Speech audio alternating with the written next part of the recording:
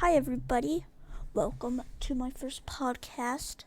And on this podcast, I'm going to be talking about Hyperscape and some other crap. But in the beginning, we're going to be talking about Hyperscape with my friend Luke. He's going to be our special guest. I always have a special guest on my podcast. So, yeah, if you guys enjoyed this video, remember to like it, subscribe, turn on the notification bell. And that's it. There's not going to be much editing because it's probably going to be a little long. But it's not going to be over an hour. So, thank you all for watching. And remember, if you want more, just comment down below what more stuff you want me to talk about. And we'll be doing Hyperscape gameplay later, whenever the test is done. So, yeah. Sprint and airspeeds have been slightly increased to make the mobility difference more noticeable between it and the Ripper. The ADS accuracy is still the same, but even though the Hexfire offers more mobility, the Ripper is still going to be your best bet, at least in my opinion. Now I'll hand it off to Carter to discuss the massive nerf on the Skybreaker. Okay, so the Skybreaker got a massive nerf where I would not use it anymore because it's a big nerf that's just really bad. And it used to do 80 from range. Like, let's say I was on top of a building and shot it really far, it used to do 80 damage. But now it only does 60 from that far away. Worst nerf ever. And up close it does around 15, where it used to do 20.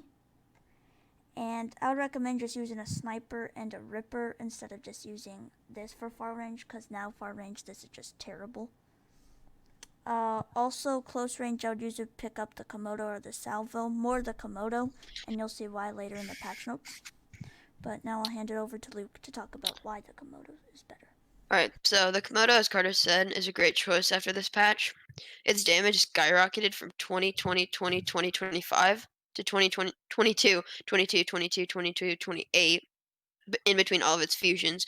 That makes it so you'll have to hit your opponent 9 times instead of 10 with the lowest tier Komodo. I think this buff is going to make the Komodo a much better choice in game replacing the Skybreaker in close quarters combat. The Salvo got kind of a big nerf. Not something big, but it does make the Komodo the better grenade launcher, because the grenade launcher explodes on impact instead of bouncing, so the damage used to be 25, but it got lowered to 22, and the max salvo used to do 31, but now it does 28. So just use the Komodo now, but the salvo is still in a good dominant role inside buildings. And so yeah, the D-Tab got a major buff with the rate of fire being increased by a whole 15%, and it got and the locked range got buffed pretty good. And when you do use the D-Tap, you want to aim down sights instead of hip firing, so that you can get the lock range and the extra 15% fire rate. The D-Tap can be used as an alternative to the Riot 1, and in my opinion, it's a better choice than the Riot 1. Now I'll hand it off to Carter to start us off with the hacks.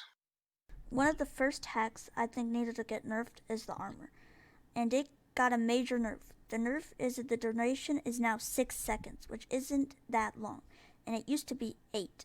And the cooldown is now way longer, with it starting at 14, and fully fusion is now 9. Where it used to be starting at 12 and ending at 7 seconds. And I think the armor needs one more nerf, where it's like the ball and you can break the armor. But because the armor got a nerf, I found a better alternative, which is the invisibility. Because you still get shot during the invisibility, but you'll be invisible and you can run away same way with the armor.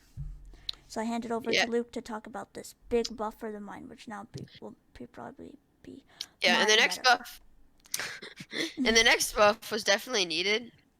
It's pretty straight up and simple, but the mine reaction time got cut in half, so from 1 second, now it only takes a half a second.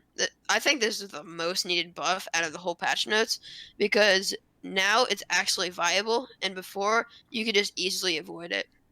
Alright, so yeah.